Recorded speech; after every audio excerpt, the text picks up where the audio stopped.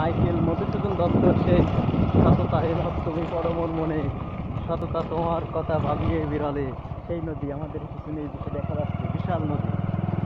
হ্যাঁ, এখন কিন্তু মাইকেল মধুসূদন যেখানে দেখিল সেখানে কিন্তু নদী একদম খালের মতো। আমাদের এদিকে তালার দিকে ওদিকে কিন্তু একদম ছোট নদী। এটি এখন যেটুকু পানি ঢুকেছে এখানে কিন্তু বিশাল নদী, কপোতাক্ষ নদীর মাঝখানে যে গাছ হয়েছে এখানে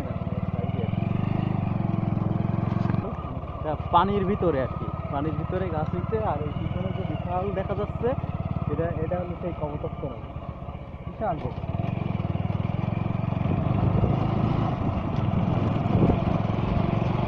খুব সুন্দর পরিবেশ থাকবে। কেওড়া গাছ